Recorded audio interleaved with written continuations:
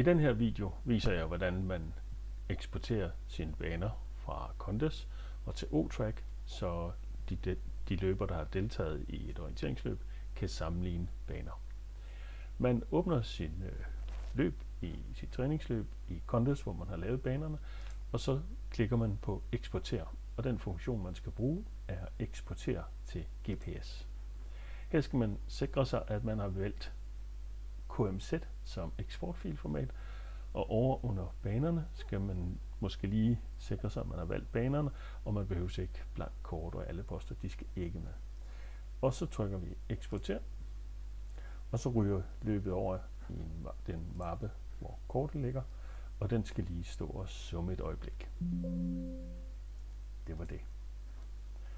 Så hopper vi over i O-Track, og herover starter vi med at logge ind. Og her skal vi starte med at oprette en ny aktivitet, og for at kunne gøre det, så skal man i O-Track kan man enten være almindelig løber, eller man kan være redaktør, og man skal lige være opgraderet til at være redaktør. Det kan alle i klubben lige uden videre, så du skal bare have fat i en anden redaktør. Amok træningsløb, vi starter altid med Amok på vores løb, og så træningsløb i Travbaneparken. Jeg vælger datoen 10.10. Vi starter tidligst kl. 16 frem til kl. 20. Og så kan man her til sidst vælge, hvornår skal løbet være synlig fra. Det betyder, at man faktisk kan lægge løbet op dagen før, og så først gør det synligt, når løberne reelt er derude. Til træningsløb betyder det ikke så meget. Så skal vi hente vores baner, og de ligger i min Amok-mappe. Træningsløb. Sundhedsugen kalder vi det. Og den skal så lige stå og hente de 4 baner ind. Det tager et kort øjeblik. Og så er banerne oppe. Man har mulighed for at rette navne på dem og slette, hvis man har uploadet noget, der ikke skal bruges. Og igen har man mulighed for at styre, hvornår kortet skal være synligt fra. Det eneste, man kan lige tjekke, at det ser fornuftigt ud. Det gør det. Og det eneste, man lige skal vælge her til sidst, det er at klikke offentliggør.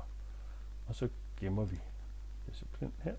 Og nu er løbet i luften. Man kan gå og se under løb og træningsløb. Scrolle lidt ned. Her ligger Amok træningsløb i Travbaneparken, og jeg vil så egentlig gerne have uploadet min egen fil, bare lige for at tjekke, at det virker. Der skal jeg over have fat i mit Garmin-ur. Det ligger her.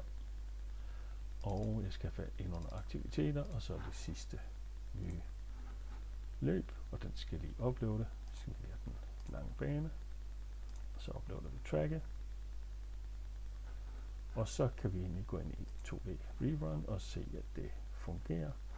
Sætter gang i play her, og typisk for løbeure skal den lige justere sig ind, men nu kan vi se, at nu viser den faktisk. Så nu har vi hentet løbet fra Condes, eksporteret det i KMZ-format, hentet det ind på O-Track og hentet et løb ind for at tjekke, at georefereringen virker og at løbet ligger korrekt. Det var det hele.